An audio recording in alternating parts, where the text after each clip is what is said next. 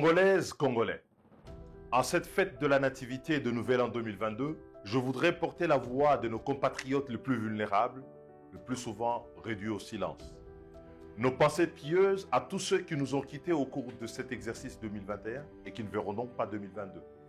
Ils sont encore des millions de Congolais dans la survie prise en étau par la misère du quotidien et les atrocités de la guerre à l'Est.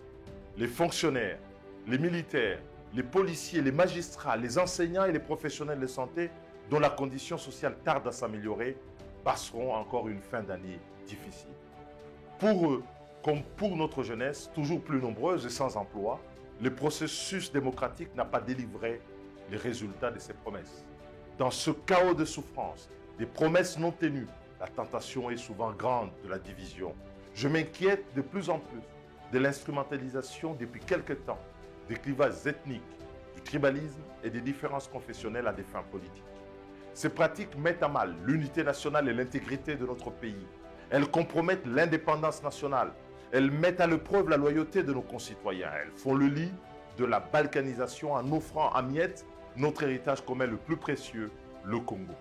Face à nos problèmes, le repli identitaire ethno-régionalo-clanique n'est pas une solution aux souffrances de notre peuple et ne constitue pas un discours politique, ni valable, ni légitime. C'est même une plaie de notre démocratie qui doit être extirpée.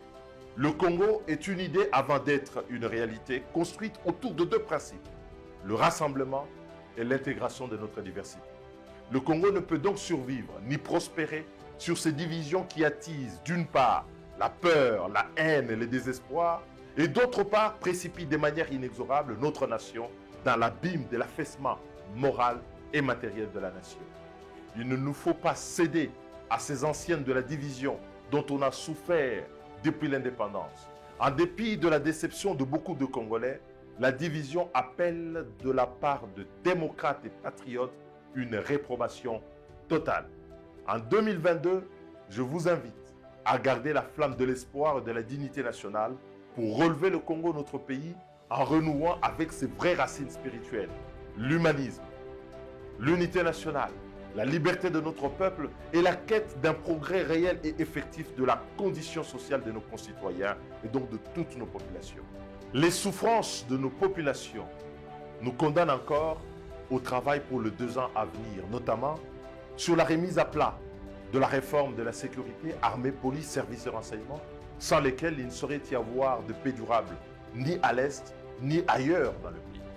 L'amorce de la grande réforme fiscale et des finances publiques pour stimuler l'activité économique et améliorer le climat des affaires. Et enfin, le nécessaire engagement des dirigeants pour la réduction drastique du train de vie de l'État en remettant davantage de la justice et de l'égalité par une réallocation cohérente, juste et équitable des ressources publiques au secteur productif et socio-prioritaire. 2022 est aussi l'année des grandes réformes institutionnelles, la révision de la Constitution et la révision de la loi électorale.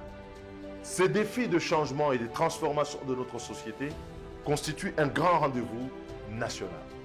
Il exige le ralliement de tous les démocrates sur les points clés de la réforme afin de sauvegarder ce qui peut l'être encore du nouvel ordre constitutionnel issu de la Constitution de 2006, mais surtout engager le pays dans la voie d'un processus plus apaisé, plus transparent et libre pour les élections de 2023. C'est sur cette feuille de route sur laquelle je resterai et nous resterons engagés pour 2022 que je vous souhaite une bonne et agréable année 2022. Nawatakia mwaka mupya mwema, dinu jingila chidi muchilenga, mvula ya mbote na beno nyonso, na tombeli bino mubu mulamu 2022, mkolo abatela bino, mabota na bino, pe abatela ekolo na biso Congo.